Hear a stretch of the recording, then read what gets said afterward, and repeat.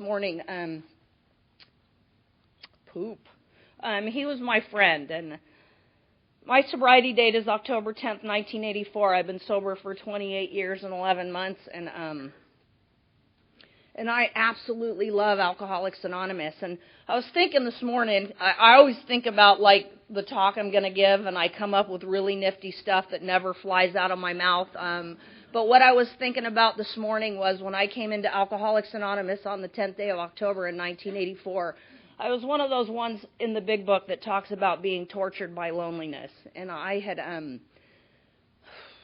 absolutely destroyed every single relationship that mattered to me in my life. And I came in here completely alone.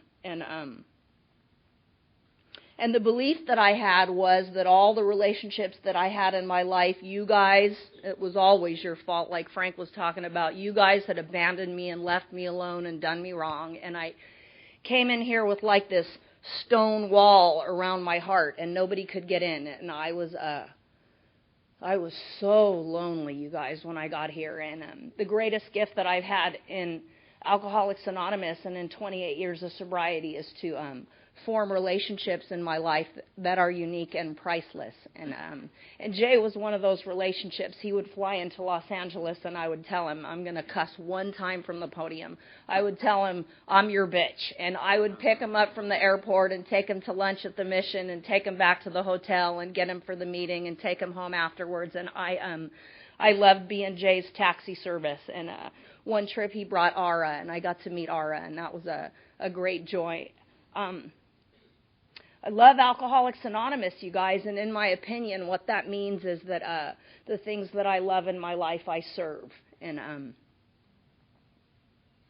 I hope that's always the case, and I hope that my actions show my love for Alcoholics Anonymous and for the people in my life more than my words do.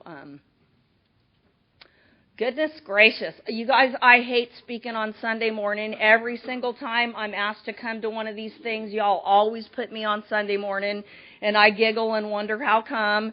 And then I think perhaps you meant to call like Tammy P. from the Valley, not Tina A. from L.A. And I always say that. They go Sunday, and I go, no, you guys, I'm Tina. Like, wrong speaker.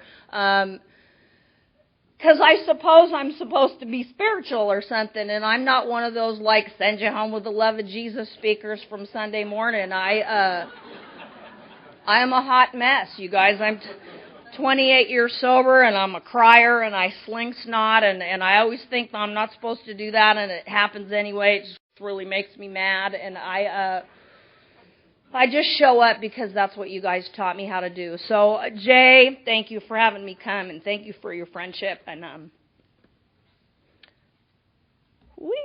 talked to him a couple weeks ago, and the last thing that he said to me was, "I love you, kid." And that like says it all. And his actions showed me that too. It wasn't that he had to say it. Like I know that he loved me. And so enough of this happy crap. To the committee, thank you so much for having me come and share with you guys this weekend. I've had an awesome weekend. Like, Frank told me I'm a golf whore, beats the alternative. That's spiritual growth, in my opinion. I'm a new golf convert. I've been golfing for about 6 months, and I am, like, obsessed. So I played 2 rounds, and I'm probably going to do another one this afternoon, and one more in the morning before I leave. But I've had an awesome weekend, and the thing that I love the most about Alcoholics Anonymous, like I said, is the relationships that I get to form. And so it's been awesome to come here and spend the weekend with Frank and some people. Well, Frank's the only people I know, but he counts for a bunch of them. So it's been really cool to spend the weekend with him and to meet some new friends. And I hope you guys have had a good time, too, this weekend. I know it takes a lot of work to put these things on. And so to the one-man band who did so much before he left, and to the people that are going to carry on next year, thank you guys for your efforts. And so I get to share with you guys in a general way what I used to be like and what happened and what I'm like today, or more specifically, what I'd like you to think I'm like today is probably what I'm going to share. But You guys, needed a drink long before I ever took one. I was restless, irritable, and discontented, like our big book talks about, from the time that I could remember. I was raised in a little Southern California beach community called Manhattan Beach, and I remember as a little girl, I swear to God, sitting around the dinner table with my brothers and sisters, knowing that my mom loved them way more than she loved me, and I'm an only child, so gives you a little insight into like my thought process long before I ever picked up a drink, from the time that I could remember. Like, I wasn't much, but I was all that I thought about. And not only was I consumed with myself, but I was wondering how consumed you were with me too. And like, it's been like the Tina show from the time that I could remember. So I'm from West Virginia, so if I start twanging and talking about Pittsburgh before I leave here, you'll know how come. But we transplanted to the West Coast when I was a little girl, and I was raised in Manhattan Beach. It's this little upper middle class beach community, and all the girls that I went to school with were like 5 foot tall, and they all had long flowing blonde hair and these sparkling blue eyes and these bitchin' little surfer chick tans. They looked like little prepubescent Pamela Andersons. I swear to God, they were just absolutely perfect. And I went to school when I was in the 7th grade. I was 5'8". I had long, stringy, reddish hair, buck teeth, and freckles. And I felt like Pippi Longstocking on crack. I was just odd. From the time that I could remember, I felt separate and different and not good enough and not smart enough and not pretty enough. I thought you guys had the manual to life and you just knew how to do these things and have these relationships and interact with each other. And I felt like I was on the outside of the bubble looking in, and I didn't know how to connect with other people. And it was that way from the time that I could remember. And Paul talked last night about the only color he got was from the light in the refrigerator. Thanks for your talk, you guys. Mitzi did an awesome job, before I forget, on whatever the heck day we got here, and and Frank on Friday, and Paul on Saturday. I've loved listening to the speakers and sharing the podium with you guys. But he talked about the only color he got coming from the light in the refrigerator, and I was one of those kids that would walk out during a full moon and get a 3rd-degree sunburn. I mean, I was just like sickly white, and I had this stringy hair and these big old teeth, and I was too tall, and I was too skinny, and everything was wrong with me, you guys. And I remember going to gym class in the 7th grade, and where we had to start doing our PE class and then showering after PE. Like, that was a nightmare. And all these little girls had these little lacy training bras and these little matching undies, and my training bra fit better when I put it on backwards. I was just so odd, you guys. And I was in the 7th grade. My best friend's name was Carrie, and she was Italian. I loved Carrie because her teeth were bigger than mine were. I'd been seeking lower companions for my whole life. And and she decided one day we were going to cut school, we were going to go to her house, and we were going to drink. And I didn't have anybody in my life that I could look at and see the effects that they got from a drink of alcohol. So I had no idea, but we cut school, we went to her house, we cracked a 5th of scotch, and my drinking career was like, could have been written that day. I drank straight out of the bottle. We didn't have any glass, any ice, any mixers. It was like nasty, vile, horrible, rotten stuff, and it burned all the way down, and it burned all the way up, and it burnt when it flew out my nose. It was just putrid. Any scotch drinkers in here? I know why you guys are in AA. My goodness, that is vile. And I remember like little tiny bits and pieces of that day. Like, I drank entirely too much scotch. I spray puked all over Carrie's living room. I had a blackout, which I didn't know at the time, but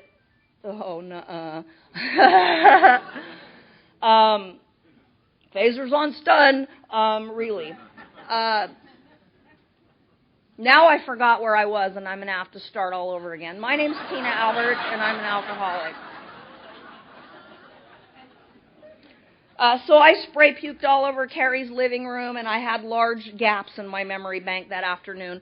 The school had called because we were cutting, and my mom came to Carrie's house right after lunch to find me. I don't know how come she knew where I was, but she came, and we jumped out Carrie's bedroom window, and I was off on Pippi's first grand adventure, you guys. I had so much fun that afternoon. I was a little buzzed from the scotch. I remember climbing the water tower in Manhattan Beach.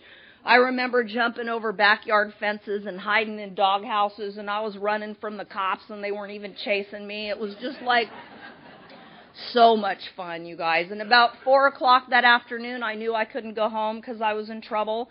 So we went back to Carrie's house. I had stolen a bicycle with no seat on it from the continuation school.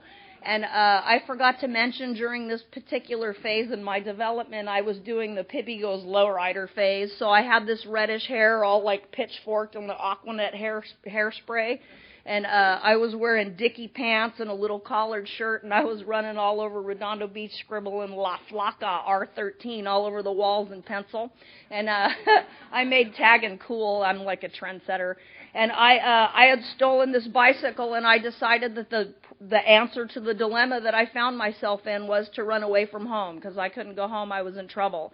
And I took Carrie's 9-year-old brother, I put him on the handlebars of the bicycle, and we ran away from home because it just seemed like the answer. And so I drank too much, I got drunk, I threw up, I had a blackout, I got in trouble, I got somebody else in trouble right along with me because I'm not one of those get in trouble by yourself kind of girls, and I want somebody else to take half the heat off me.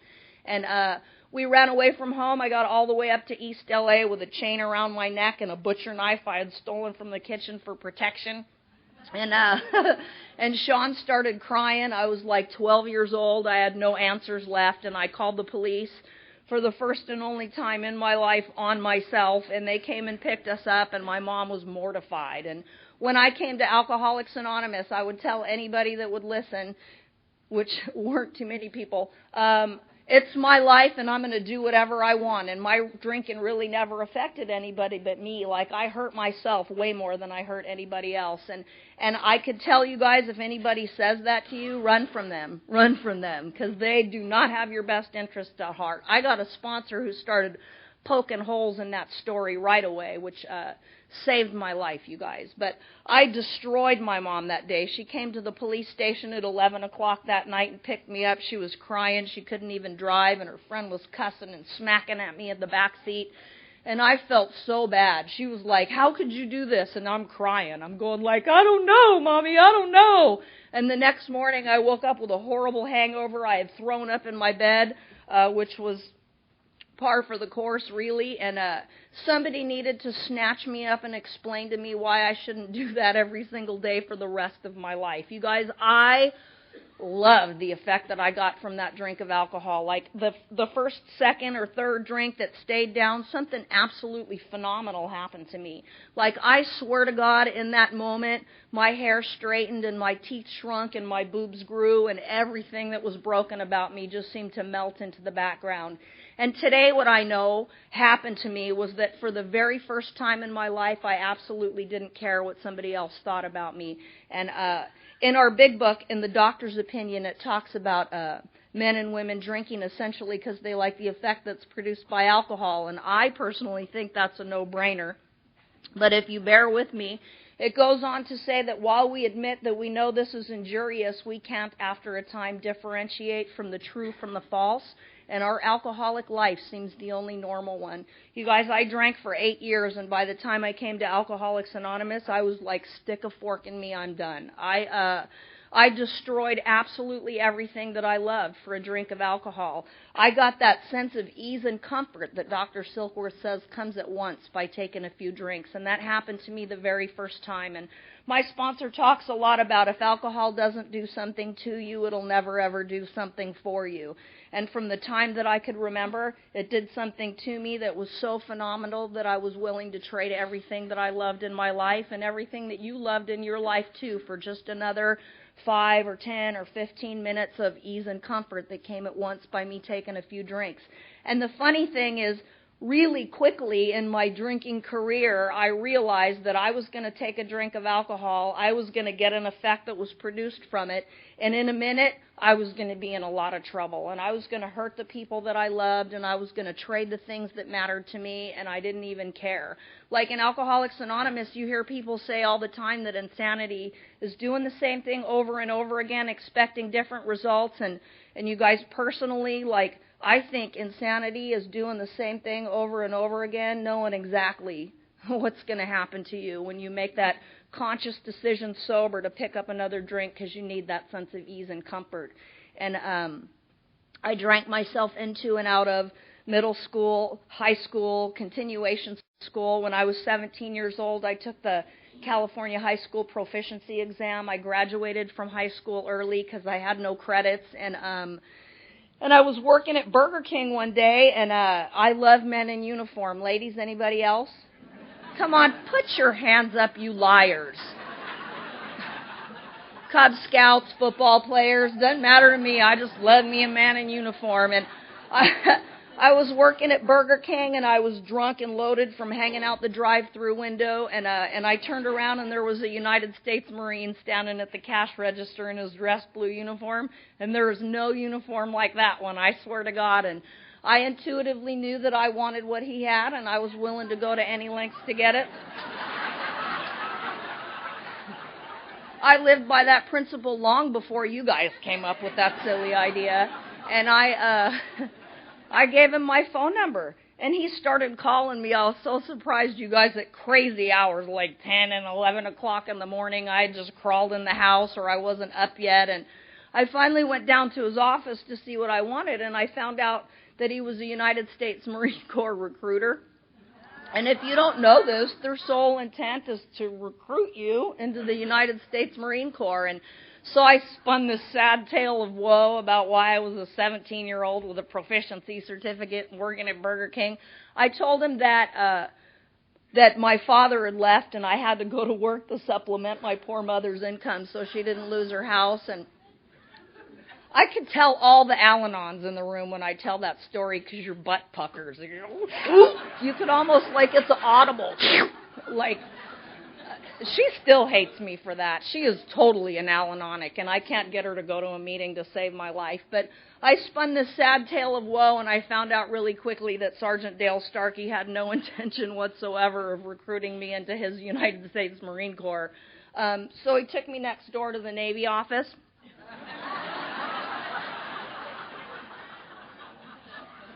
And in 1981, you guys, I got off this bus in Orlando, Florida, and I was lining up on these little yellow footprints and running over here, and they were taking my stuff and screaming in my face, and I was 17 years old, the youngest person in my company, and I realized that a really big mistake had been made. And in the morning, as soon as I could speak to somebody in charge, because I'm kind of a quick thinker and I talk fast, I can talk my way out of just about anything, I thought I would be able to explain the nature of the mistake that they had made, and they would send me home. And Navy boot camp doesn't work like that, and I was in trouble all the way through Navy boot camp. And if you've never been, what that means is you were in trouble all the way through Navy boot camp too. And it always proceeded with my last name and you doing push-ups. And so I didn't have a lot of friends in Navy boot camp. I got in trouble 5 weeks into my military career. Somebody brought a 6-pack of beer into the chow hall when I was working there. We have a work week 5 weeks in.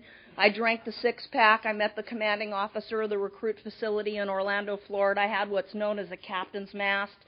It's like court for you Navy non-military people. I was in trouble, and I thought they were going to kick me out, and he took pity on me. He sent me to a division sidewalk, rifle training, ugly, 12 hours of sweat and puke, and then I graduated with my company. And they sent me to A School in Pensacola, Florida, where I had my second captain's mast. I met my second commanding officer for drinking on duty, leaving base on a duty weekend, wearing civilian clothes when I was supposed to be in my uniform, blah, blah, blah. And this time they took a stripe, half my pay for a month, and they put me in the restricted barracks for 14 days. And I thought they were going to kick me out. They sent me to NASAP, which is Navy Alcohol Safety Awareness Program. I'm 17 years old. I have my first encounter with Alcoholics Anonymous, and I'm thinking, like, really, you guys? Like, I heard this song when I was a kid, what do you do with a drunken sailor? And so I thought, like, that was... How's my singing, Paul? It was good, huh? I thought it was part of my job description, really I did. And so I was in trouble. I did 14 days in the restricted barracks. I got set back into the class after mine and graduated. And the problem was that they had enlisted me to be in naval intelligence. I was a cryptologic technician. And so when I was in the restricted barracks, all of these top secret special intelligence security clearances are coming through so I could do my job. And they sent me off to my first duty station, which was Adak, Alaska. And it's this little ice-covered rock off the Kamchatka Strait in Russia. And in 1981 and 1982, we were spying on Russia, so that's where they sent people in naval intelligence. And you guys, I was secretary to the commanding officer of the Naval Security Group on ADAC, and I went to work every morning. I was 17 years old. I wore my dress uniform. My hair was perfect. My creases were so sharp they'd cut your fingers, and my shoes were so shiny, like from across the room, they'd blind you. I mean, like, I was a sight to behold. And I absolutely loved serving my country, you guys. I said in the beginning of my talk that I believe what it means to love means to serve. And I love my country. I love being a sailor. I loved working for my commanding officer. The only problem was by this time I had found like the morning drink, like one of our other speakers had spoken about, Frank. And I would get up every single morning and I would reach to the nightstand and drink Jack Daniels straight out of the bottle just to like calm myself, and I'd crack a beer and get in the shower and get ready for work. And at noon I would go to the EM Club and I would drink a couple Long Island iced teas, and then I would go back to work and I would start sending classified information all over the country to the wrong people at the wrong commands, and they don't like that. I remember I came into Alcoholics Anonymous, you guys, and I was telling my sponsor, because I was, like, victimized by people leaving me. I was telling my first sponsor, like, I cannot believe they kicked me out of the Navy. They just threw me away like a piece of used garbage. And Paul goes, what do you mean they just threw you away, didn't give you another chance? You were a threat to national security, for crying out loud. But I didn't see it like that. You old-timers have just a funky spin on the way that you perceive things. But I was drinking all the time, you guys. This time they're sending me to Exos Mast because I'm working for the commanding officer. They sent me to Alcoholics Anonymous. They put me on Antabuse. I was going to the cat counselor, and I'm taking this Antabuse. I'm drinking on Antabuse. I'm sick all the time. And if you've never done that, I highly suggest that you skip it. The first time I got to think, and I could probably pull it off, and I drank half a Heineken, I threw up for, I swear to God, 6 solid hours. And I was in the bathroom with my face against the cold porcelain. I had this big splotchy rash all over myself when I woke up the next morning and tried to pass it off for chicken pox. I was like so sick. And I'm taking this Antabuse, and about 3 weeks later I thought, I've been taking this for a little while, and I'm certain my body's probably acclimated to it by now. And perhaps if I had like a Coors Light, because that's almost water anyway, I would be able to like get away with it this time. And I went over to the EM Club, and the bartender was one of the guys in the AA meetings that they were making me go to. And I said, because I thought, like, when I drank that half a Heineken, I didn't even get a buzz. So maybe if I had a drink of Jack Daniels and then the beer, I would at least get a buzz in case I threw up. And so I took a double shot of Jack Daniels. Bill gave it to me. He stepped back and put his arms across his chest and looked at me like 3 steps back on the cooler, because you guys in AA are smart. And I took the drink of Jack Daniels. I fell off the stool and had an alcoholic seizure and woke up in the emergency room. They sent me to the psych unit in Anchorage and left me in there for 3 weeks. It was supposed to be a 72-hour observation, and I left there fully observed, I can assure you, with a recommendation that I be separated from the United States Navy, and I was devastated, you guys. They gave me all kinds of funky diagnoses, like manic depressive bipolar with a personality disorder and passive aggressive blah blah blah, but nobody ever once said like alcoholic. And I went back to my command with that recommendation to be separated, and I asked Captain Shivik to help me, and he sent me to rehab in Philadelphia. And I went to rehab in Philly. I got there, and 3 weeks in, we went to a Phillies game for a little Sunday field trip, and I tried that grand experiment one more time. I drank a half a beer from Philly Stadium, spray puked 5 rows, and I was discharged from the United States Navy on the 15th of July in 1983. And I swear to God, you guys, I've made a lot of amends in Alcoholics Anonymous, but that was the one thing for like 1,000 years that I thought that I was never going to be able to rectify. And I gave him my eldest born to make up for it, and it seemed to work all right. I was discharged from the Navy from that rehab, and my counselor was standing at the quarterdeck when I left there, and he asked me for my post-rehab plan, because if you guys have ever been to rehab, you know you got to have one of those. And I told him that I was going to go to the neighborhood Alano Club in downtown Philly. I was going to ask this nasty, cantankerous old bat named Alice to be my sponsor because I knew you needed one of those. I had been listening in AA. And she was one of those chain-smoking old witches that used to talk like this, like all my favorite old-timer women in AA used to do. You don't talk like that, do you? Is that why he's leaving? Okay. Did it again. My name's Tina Albert, and I'm an alcoholic. But I swear to God, you guys... That day, you could have put my hand on a stack of Bibles and I would have sworn to you that I was going to go to Alcoholics Anonymous. I was not going to drink anymore. I was going to pull the smoldering ruins of my career out of the fire and do whatever it took to not drink. I was committed with every fiber of my being. I didn't want to drink and I wanted to do the right thing. And I told him that's what I was going to do. And Jim was an old-timer in Alcoholics Anonymous. He goes, "Kid, if you ever want to get sober, call Alcoholics Anonymous, but you won't. You'll die drunk." And I was 18 years old at that time and 19 years old when I was discharged. And I left that rehab. I went over to the Philly Naval Station to wait for my separation. And by noon, I was at the EM Club pitching quarters and drinking beer and throwing up on antabuse for the 4th time. And I'm that one in the big book where it talks about being unable at certain times to bring into our consciousness with sufficient force the memory of the suffering and humiliation of a week or a month ago and being without defense against that first drink. And for the next bunches of months, from July of 83 to October of 1984, I did every nasty, rotten, horrible, messed up thing that I swore to God I would never do that separated me from you. When I left that rehab, I went, can't be an alcoholic. I've never had a 502, drunk driving, whatever you call them now. Never been to jail. I've not lost any families. I haven't lost my kids to CPS. I haven't lost any jobs. I don't know what I thought the United States Navy was. It's not just a job. It's an adventure, right? And I thought I can't be like you. And I'd been to Alcoholics Anonymous. I had heard that language of the heart that you guys share, and things had penetrated that steel armor that surrounded me, but I could not fathom the idea of going the rest of my life without a drink. You guys said that was the answer, and it wasn't the one that I was looking for. In California, I don't know if y'all do it back here. In California, you guys talk all the time about just don't drink no matter what. And I think that is the most ridiculous crap I have ever heard in my life, because I drink no matter what. And when you guys go just don't drink no matter what, I know that you don't understand the nature of my problem. I need a drink. For the longest time in my life, people used to tell me you have a problem with alcohol, and I absolutely know that they don't understand, because my problem is not with alcohol.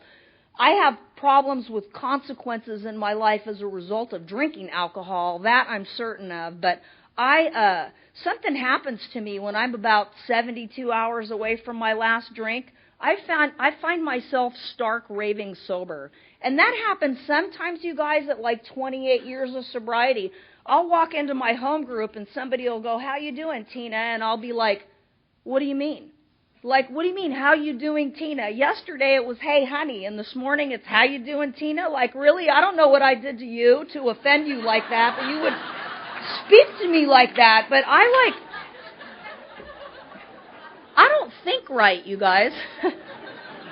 I don't think right. If I'm not in meetings on a regular basis, I don't act right. And I'm just not right. That's just really the truth of the matter. But I forgot where I was again. Doggone it.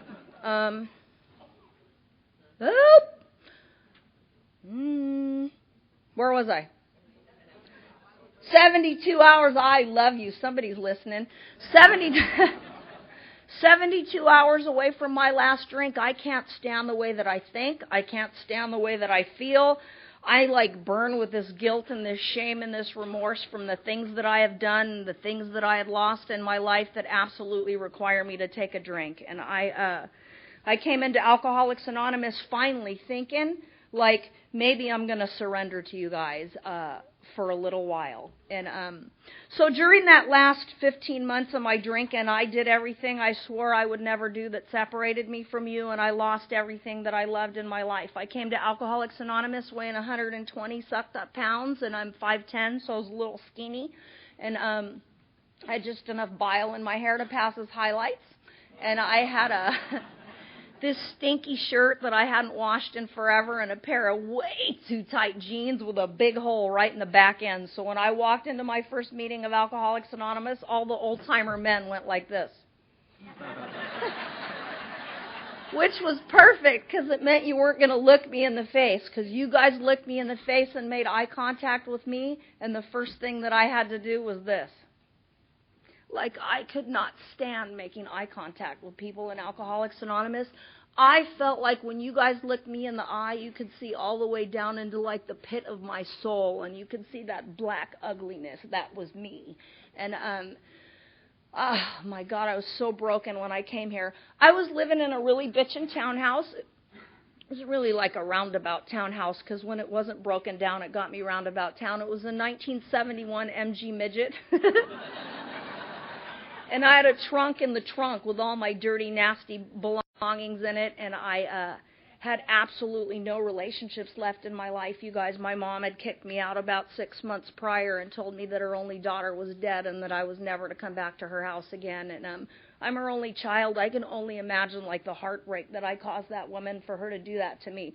I was like the sunshine in her life. It, like, rose and set on me. She used to tell me, bend over and let me kiss your butt so we can get on with the day. And I was so spoiled, you guys. And she told me, get out of my house and never come back. My only daughter's dead. And I left, and I was living in that car, and I had that loneliness that so few people do. Our big book says that we know loneliness such as so few people do. And I was, like, devastated. I had traded everything that I loved for the sense of ease and comfort that I got from a drink. And I think on the 10th day of October in 1984, I worked the best first, second, and third step that I have ever worked in Alcoholics Anonymous in 28 years and 11 months. I went into the boys' market in Southern California. I had stolen a 1.75-liter bottle of cheap vodka, and I had it sitting in my den. And I hadn't even cracked the seal on the bottle and taken a drink yet, and my shoulders dropped a couple inches, and that, like, insane crick in my neck went away, and I was able to take a nice, long, deep breath. And I suppose, from what I understand anyway, most folks are supposed to ingest the alcohol before they get that effect. But I just knew, like, in a minute, whenever I made that decision to take that drink, everything was going to be okay for a minute. And the vodka was sitting in the seat next to me. And just like he was sitting there, I heard that counselor at my rehab say, kid, if you ever want to get sober, call Alcoholics Anonymous, but you won't. You'll die drunk. And to the very core of my being, I realized that I was an alcoholic, that I was absolutely powerless over alcohol, that my life was completely unmanageable, that I was broken. I didn't drink like anybody else that I knew. And everybody that I loved, even people that drank and got loaded like monsters, were telling me, like, you just need to go away. You can't come here anymore. And Bill Wilson talks about booze being his master. And, oh, my God, I, like, know that feeling. And I was 20 years old, and like our big book says, that we have to concede to our innermost self that we're real alcoholics, and this is the first step in our recovery. And to the core of my being, I knew that I was an alcoholic. And I didn't remember too much your steps, and I hadn't really read your literature, but I had been to your meetings, and I knew, like, the second step had something to do with God. And step 2 says that we come to believe that there's some sort of power greater than ourselves that's going to restore us to sanity. And I certainly didn't think that there was a God in my life anymore. I would tell you guys for 10 years sober that I was agnostic, because it's my belief today that the minute I acknowledge the presence of a loving Father in my life, it is incumbent upon me to turn my will and my life over to the care of that power. So for 10 years in Alcoholics Anonymous, I went, there's no God. Like, I really believed, and if there was, like, whatever anyway, I don't want to acknowledge that, because then I'm going to have to start acting different. And really, who wants to do that? I didn't come in here to learn how to act different. I just came in here not to drink. And sitting in the car, I realized that maybe this power that might restore me to sanity where alcohol is concerned anyway might be the Fellowship of Alcoholics Anonymous. and I made a decision to turn my will and my life over to the care of AA for a minute, just so that I could get a little bit of relief from the brokenness in my life. A lot of people say like steps 1, 2, and 3 are all about reflection, and the first action step in Alcoholics Anonymous is step 4. And you guys, I beg to differ. In the big book of Alcoholics Anonymous, it says that we make a decision, which is like a reflection and a whatever. And then it says, and then we say something ridiculous like this: God, I offer myself to thee. So not only am I making decision in reflection, but I'm taking some sort of action, and I'm saying some sort of prayer. And my third step action that day was to get out of the car and put a dime in the payphone. I know you guys don't remember those. There's these square boxes that used to hang on poles. I put a dime in the payphone. I called Alcoholics Anonymous like Jim told me to. I said, my name's Tina and I'm an alcoholic. And this little old man named Sam covered up the mouthpiece of the phone, and he said to Eunice, who was our central office manager, we got a live one here. Let's send her to Birch. And he sent me all the way across town to the Southwest Alano Club in Hawthorne, California. I walked into a Wednesday night 5:30 meeting. The topic was relationships, which was special. And there were about 70 people in there. They all ranged in age from like 86 to 132. They all had blue hair and no teeth and whatever. And they said something ridiculous to me like this.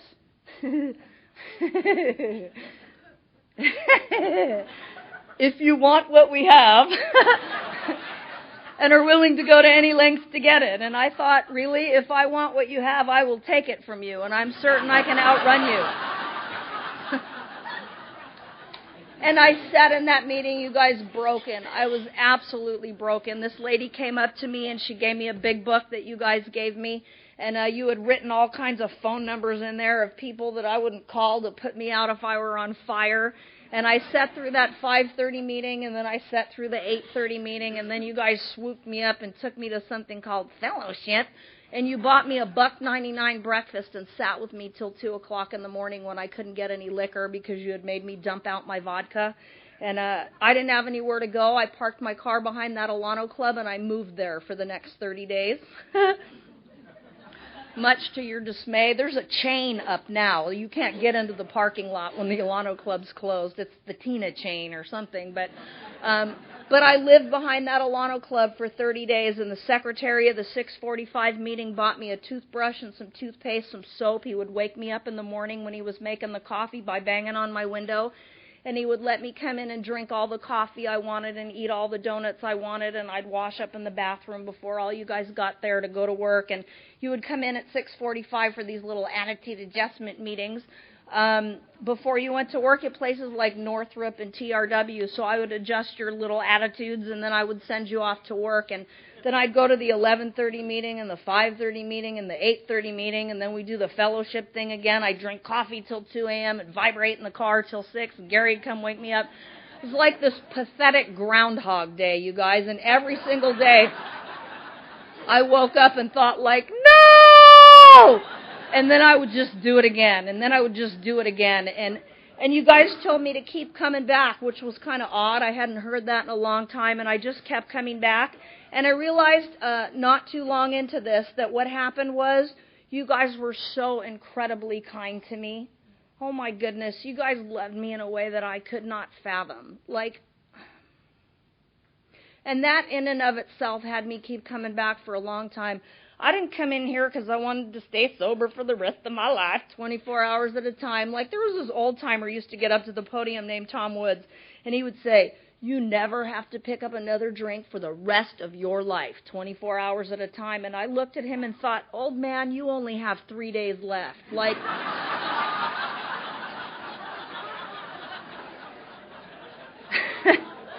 it's going to be easy for you to never pick up another drink for the rest of your life, 24 hours at a time. I am 20 years old. I am the president and founder of the Never Had a Legal Drink Club, for crying out loud. And I am certain, like, there are things that are going to happen in my life that are going to require me to have a drink. And I just want to, like, take the heat off.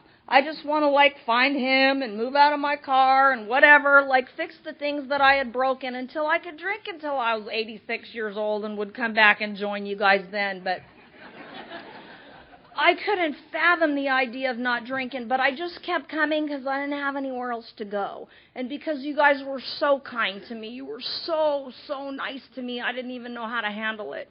And I'll tell you, the day that I was hooked on Alcoholics Anonymous, I had 6 weeks sober. And Birch had this annual old-timers meeting the Friday after Thanksgiving every year. They still do it. And everybody that shares at that meeting is an old-timer. They all had 20 years or more. And I showed up, and they would arrange them on the stage in their varying stages of decay. And my sponsor had, like, oxygen with a cigarette hanging out of his mouth, and my friend Bob had no leg, and he was on a walker. He had, like, a prosthetic limb. And my Mama Helen's missing her eyeball with a big old patch because she had lost her eye to cancer. And you guys did it again. This lady named Helen Louise got up to the podium. She was draped in a full-length mink coat, and she had all these diamonds. And she draped herself over the podium, and I swear to God, you guys, she looked right at me, and she said, "Wear your sobriety, honey." And I looked down at my little fishnets and hooker heels and thought, well, I am. I love the old-timers in Alcoholics Anonymous, especially the Al-Anon old-timers, because y'all gave me all of your daughter's clothing that was too offensive for your teenagers to wear. And I'd come clippity-clopping into your little meetings in, like, these little mini skirts. You could see all the way to Quebec if you looked close enough, for crying out loud. And I had these low-cut shirts and these hooker heels. I had that 1980s flash dance hair. I think they still wear it like that in parts of Pennsylvania. But I was like I was it, you guys. And I would clippity-clop all over the place and make noise and go get coffee and go pee and go outside and smoke. And you guys would be reading 12-something or others that I've memorized by now. I'm certain you guys are slow. And I would, like, get up and go talk to you during the 12 traditions because you don't need to hear those anyway. My sponsor put his hand on my leg and shoved me down into the chair one day. He goes, "If you get out of that chair one more time during a meeting of Alcoholics Anonymous, you better have piss dribbling down your leg." And I was like, oh! All the old-timers are going, woo! I was so disruptive, you guys. I didn't know. Really what he said was, "Sit down." But that's what I heard. I just didn't know how to do anything, you guys, and I got that sponsor. You guys told me the men work with the men and the women work with the women, and the men are going to paint your ass and the women are going to save it. So I asked this guy named Paul Matson to sponsor me. It's a little pat among friends. I loved that guy. He was the one person in that whole room that I was able to hear. He could raise his voice just loud enough that it drowned out the noise in my head. And he was the one person that I was willing to follow direction and take some advice from. And I started doing things that I thought were ridiculous. I started showing up early and staying late and dressing appropriately. I was at that old-timers meeting dressed like a hooker, for lack of a better term. And he told me that I needed to go change my clothes. And you guys, I've never had a man tell me to go put more clothes on in my whole life. I didn't know what to do with that, and I didn't want to go change my clothes. I looked cute, and I was getting the attention that I thought like I deserved in Alcoholics Anonymous. And Paul didn't allow me to ask questions and say, how come I got to do that? I just had to do what he told me to, and then if I didn't know later, he would explain it to me. And I stomped out of the room. I went and put some more clothes on. I came back, and I hung out at that meeting, and my life started to change, you guys. I had no idea by taking that action. He was teaching me a little bit of dignity, a little bit of self-respect, a way to carry myself. I had no idea a couple weeks later that I was going to walk into the rooms of Alcoholics Anonymous and you men and women were going to look me in my face and I was going to be able to meet your gaze. I didn't know, like, that was the result that I was going to be able to get from taking that action. But that's what happened to me, and that's the way that he taught me how to do things. He walked right along with me, gave me actions to take, which changed my perception of life. But I was hanging out at that meeting, and somebody got up to the podium, and they said one more time, if you want what we have, and you're willing to go to any lengths to get it. And my little sarcastic brain went like, oxygen walkers and canes, oh my! Like, I don't want anything that you guys have. And as I was sitting there that night, I realized at 6 weeks sober, I wanted everything that you had. And if I'd have known that was going to happen before I went into that meeting, I would have left, you guys. I would have split. But I sat there and I realized I wanted it all. I wanted that sparkle that you guys had in your eyes. I looked at you guys and it looked like there were lights in your face, like your whole face lit up when you saw me. And I wanted that ease that you were able to breathe with. I felt like I hadn't taken a breath my entire life. And I wanted to be able to laugh the way that you guys did, where it like started right here in the core of your being and just rolled all the way up out of you. Like I wanted everything that you had. And today what I know I wanted, that I had no idea I wanted then, was I wanted the ability to love you guys back the same way that you loved me, because it absolutely took my breath away. And like Frank was talking about, they didn't tell me like we're going to learn to love you so you can learn to love yourself. Like I didn't get any of that. I got this sponsor because you guys told me to. I wanted to fit in and have one. And I would sit in meetings and I would get up to the podium and I'd say, my name's Tina Albert. No, I didn't say Albert. I'd say, my name's Tina and I'm an alcoholic. And he would go, that's all you know. Sit down now. And I would go like, oh my God. And I would crawl down the little 3 steps from the podium and go sit down. I got up to take my 30-day chip and I was going to tell you precisely what I had done so that you could get what I got. I was giving it away anyway. You didn't have to work for it. But I would, I was going to share because I was like young and I had young people's enthusiasm and like rehab stuff that you guys had been sober since the crust of the freaking earth cooled, that you needed this new information about Alcoholics Anonymous that I was going to lay on you when I had 30 days. And I go, I'm so great for these last 30 days. And he started doing the sponsor squiggle, which was where I learned to talk really fast because you never know when he's going to shut you up. So I started talking, and he goes, got up one more time, you're finished now. And all you old-timers were like, woo! And I learned to hate you guys really quickly. You guys taught me how to serve Alcoholics Anonymous. When I was a couple weeks sober, I became your ashtray putter-outer person. And I would show up 45 minutes early and put 2 ashtrays equally from the ends of the long table so that all of your osteoarthritic little arms could hit the ashtrays with your cigarettes. And I was the best ashtray putter-outer person in Alcoholics Anonymous. And then you made me your coffee cup washer. And when you were especially cantankerous to me, I would wash your ashtrays first. And then I would wash your ceramic coffee cups in the dirty water. And I only did that twice because he made me make amends from the podium, and I hate public humiliation. And then you made me your coffee maker, and you guys, I thought by now, certainly what you should do is make me like your GSR, where I could like publicly represent your meeting, or your treasurer, perhaps, which you did, and I stole your money, and then I had to give it back. It was just pathetic. But I was your coffee maker, and I would show up and make this rank Navy coffee so that you guys would promote me. And I would serve toothpicks with it so you could get the grinds out of your teeth. You'd like chew it and come up vibrating and go, good Navy coffee, baby girl. And you'd talk as fast as me. It was really funny to watch. And you guys just loved me and you let me serve you. I remember I was a couple weeks sober, and what you did was you made me the secretary of your 2040 plus group of Alcoholics Anonymous. It was the big meeting in my Alano Club, and I took over from that cantankerous old timer named Tom Woods. And you guys, you voted me in and you gave me your meeting and you trusted me with something that was precious to you. And I remember, like, I was running against old timers, and then there's me, right? And I'm like, pfft. And they said, like, I won. And I remember thinking, like, me? Like, really me? I cannot believe the things that you guys trust me with in Alcoholics Anonymous. And sometimes in the back of my head, I still wonder how come. But I think it's just because what I've learned how to do from the time that I got sober was whenever you guys ask me to do something, my automatic response is yes. And I think that's a lost art in Alcoholics Anonymous, you guys. I was at a conference in Norman, Oklahoma, and I watched them ask 100 people to go pick up a speaker from the airport, and not one person would give of their time. It says in our big book that what we have to be is self-sacrificing. Like, when the thing that we love, the very thing that saves our life, like, we get rich, phenomenal, amazing lives in the middle of Alcoholics Anonymous, don't we? We get everything we ever dreamed possible for ourselves times 10. And then when we get so busy, the one thing that we want to cut out is the very thing that gave us that life in the first place. Like all of a sudden, I don't have time. I'm like fellowshipping right here. What do you mean you want me to drive an hour and go to the airport and pick somebody up for crime? I don't know them. Why would I want to do that?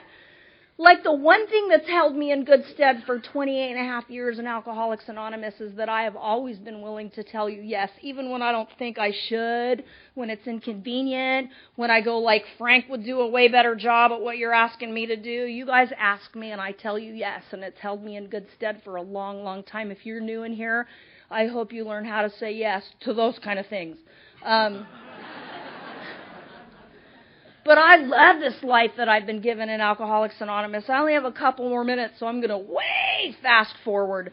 So I got married. I had children. I did everything that I wanted to do sober. I went to school. I had careers. I made a lot of money. I bought houses. I traded new cars like I changed my underwear. I love buying a new car. If something doesn't feel right, I go buy a new car. It's a good thing. It's really not.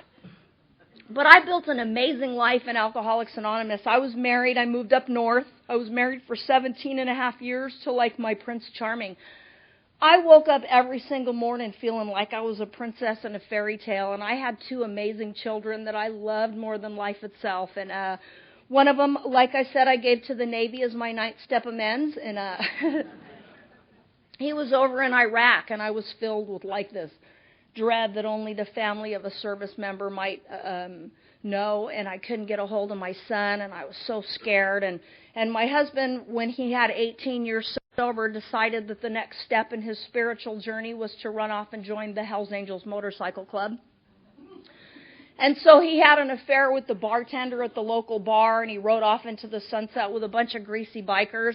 And I had my son in Iraq, and then my little guy, who's like the apple of my eye, he's my baby. He's the point guard, the varsity wrestler, the starting quarterback, the honor roll kid. He's like that guy in school that I hated. And he's handsome, and all the girls love him. I mean, he's popular, just an amazing young man. He started like drinking and getting loaded and quitting all the sports teams and cutting school. And I got two parts of my story coming to life right before my very eyes. I got a drunken Navy sailor son, and I got a dope fiend high school dropout kid. And I went about trying to fix my life. And over the course of, I was 21 and a half years sober, you guys. Over the course of 21 and a half years in Alcoholics Anonymous, I had come to believe in a power greater than myself that I started to call God. And then in the big book, in Bill's story, it talks about there had been a humble willingness. I wanted and needed God, and he came to me. And then it said that, and then he was blotted out by worldly clamors, mostly those within myself. And it had been like that forever, and how blind I had been. I come to this belief in this amazing Father in Alcoholics Anonymous, like you guys gave me that belief. And then all of a sudden, like I said, it becomes incumbent upon me to turn my will and my life over to the care of that God, and then I start doubting that God. And throughout the course of 28 and a half years, I have like deep, effective spiritual experiences. And then 5 minutes later, I have an agnostic temperament. And like, I battle that, you guys. I suppose that's why you put me Sunday, but it's really ridiculous to me, I swear to God. But I still battle that, like, but I had two parts of the story coming to life before my very eyes, and that alcoholic ego, like, reemerges. And when things are broken and you're like a strong, independent woman and you have this power and capability that God gave you, for crying out loud, why wouldn't you want to, like, use it? I went about fixing the things that I had broken in my life. And if I ever do that and you guys are within, like, a 5-mile radius, you should run, because stuff just shatters. Like, I broke everything that wasn't already broken. And I had 22, 23 years sober, I don't know, like, and I had destroyed everything that mattered to me in my life. In the big book, it talks about alcoholism. It says, with it goes the annihilation of all things worthwhile in life. And I looked up the word annihilate. It says to reduce to nothing. And I had reduced to nothing with double decades of sobriety, everything that mattered to me in my life. And I was full of self-pity, and I was full of resentment, and I didn't even realize like that was what was going on. In step 11 and the 12 and 12, it took me a year of like laying in the fetal position, like I am not accepting this. This is unacceptable. And if this is what the God of Alcoholics Anonymous does when you serve him for 20 freaking years, like, who needs him anyway? And then I tried to fix my stuff, and I broke it all, and laying in the fetal position on the floor, reading the 12 and 12 in step 11, it says that sometimes the hand of God is heavy and unjust. And during these times, new lessons for living are learned and new resources of strength are uncovered. And it goes on to say that all of us at times are seized with a rebellion so sickening that we simply refuse to pray. And I turned my back on the loving God that I learned about in Alcoholics Anonymous and tried to fix my stuff, and I smashed it all. I called this cantankerous old dinosaur that lived in Los Angeles, and I told him, I am dying in the middle of Alcoholics Anonymous. Will you help me? He goes, come to my office at 11:30 on Tuesday, kid. And I drove 400 miles from Northern California down to this nasty old mission on Skid Row in downtown Los Angeles. And I sat across the table from a guy that frickin' sobered up with Moses. And I told him, like, will you help me? Those are the most powerful words that we can ever utter in Alcoholics Anonymous. Will you help me? It's like Paul's prayer. It's my favorite one. I stole it from him a long time ago. He doesn't know this, but like Papa surprised me, that's what I say every morning. And thank you for that. Thank you for that. I heard a CD of his a long time ago. He was singing this stupid song called The Gift. I've Googled it all my life, and I can't find it anymore, and I lost the little CD. But like, what a gift this is, you guys, this God that you guys have given me. And I sat across the table from Clancy, and I asked him to help me, and he started having me take actions that seemed, this is like so cliche, contrary to what I would think. Like, he started having me show up on a regular basis, and I was showing up. Sometimes I would float into Alcoholics Anonymous. I love candlelight meetings because you would turn the lights off, and I would glow in the dark. I was like the Clancine of the Central Valley, and I sponsored half of Northern California. I was pretty. And then everything was gone, and he started me taking these actions. He would make me take my sunglasses off in meetings. He would make me show up early, and he would make me stay late. I started driving, you guys. This is not willing to go to any lengths. It's 30 minutes past there. I would get up at 6:30 every Wednesday morning, and I would drive 400 miles to go have lunch with my sponsor. And I'd have lunch, I'd take a nap in the car, go to my Wednesday night home group, and I would drive all the way back to Hollister in Northern California. And I did that every Wednesday for almost a year. And I'm not saying you guys have to do that, so don't get scared. But here's what I know, like when my back is against the wall, I'm going to drink or I'm going to die. In the doctor's opinion in Alcoholics Anonymous, it says that men and women make the supreme sacrifice rather than continue to fight. And we're new in Alcoholics Anonymous, the supreme sacrifice is to drink. And when we're old in Alcoholics Anonymous, the supreme sacrifice is to end our life. Because I don't know about you guys, but sometimes, like, I've made a commitment to never pick up another drink for the rest of my life, 24 hours at a time. But sometimes when stuff gets so real and I don't have an answer for it, I think, like, I was standing on a bridge at 21 and a half years sober thinking, this looks like the easier, softer way to me. Like, I cannot do this anymore. And I think we come into Alcoholics Anonymous and we surrender our alcoholism, our active drinking alcoholism, to Alcoholics Anonymous. And I think sometime later, and for me it was at 21 and a half years sober, I hit a spiritual bottom and was willing to surrender the rest of everything to Alcoholics Anonymous. I got that sponsor. I drove down. I was going to my home group. I moved back down to down to Southern California. I left my kids up north because they were drinking and partying like maniacs, and it was the hardest thing I ever did. It was like my mom going, "Get out of my house." I left them and moved 400 miles away. And my little guy called me up one day and he goes, "Mom, I'm like 6 months after I moved. He's strung out on coke. He's couch surfing. He's got no answers left." And he asked me if he could come home. And he came home on Mother's Day weekend. I put him in the car and took him up to Mountain High, which is a Pacific group conference that we have up in the mountains. And the young men in my group surrounded my son, and they showed him that he could have fun without doing coke and drinking and whatever. And I started taking him to the yard every Saturday. We go to Clancy's house and play softball and volleyball. And Dylan met Frank, and he decided that maybe he'd like to be a United States Marine. And about 15 months ago, he enlisted in the Marine Corps. They picked him out of Camp Pendleton infantry training and sent him to Washington, D.C., and he's stationed at the oldest Marine Corps barracks in the country. It's called 8th and I. It's right at our nation's capital.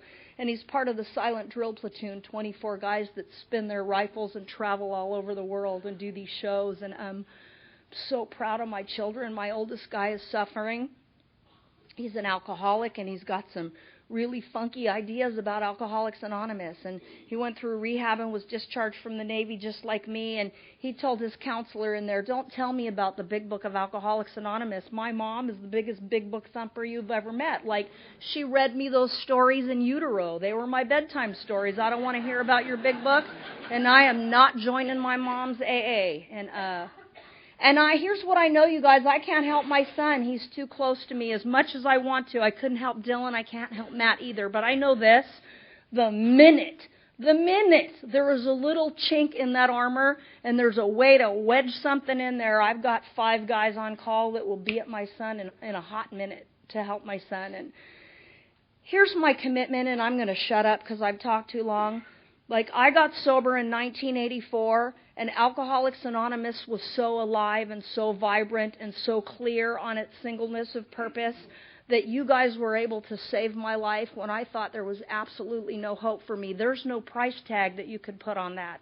And my commitment today, as it has been for a long, long time, is to make sure that one day when my baby needs to come into Alcoholics Anonymous, that the same alive and vibrant, clear-cut message of Alcoholics Anonymous is available for him. Like, that is so important, you guys. We don't harp about singleness of purpose because we're trying to be mean and want you to do things our way. Like, when Alcoholics Anonymous is gone, we're all gone. Like, I know that my life is amazing because I am right in the center of you guys. I'll tell you a story. When I had 13 years sober, I was still fighting this idea of God. And it was the night of my 13th birthday. I was on a cruise ship going down to Mexico. I was standing on the deck of the cruise ship, and I was talking to all of my old-timers who I love so incredibly. When you get sober at 20 with a bunch of people that are 132, they, like, die.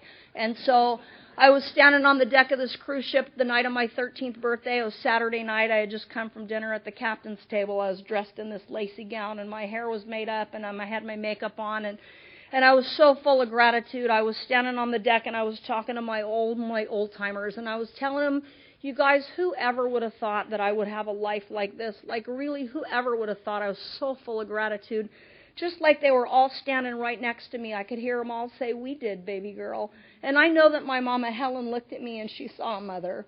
And I know that Paul Matson looked at me and my broken, stinky, foul-mouthed self, and he saw a sober and dignified woman in Alcoholics Anonymous. And I know Frank and Francie Priest looked at me and they saw a wife. You guys looked at me and you saw all of these amazing possibilities that I knew for a fact were not possible for a girl like me who had been in places like I had been in. And it's almost like you breathe those things into my very being, like absolutely everything that I am is a direct result of a possibility that you guys saw in me and then held me up to. I could never, ever repay you guys for the amazing life that you've given me in here, but I promise you this, I'll spend every single day for the rest of my life trying. Thanks for having me.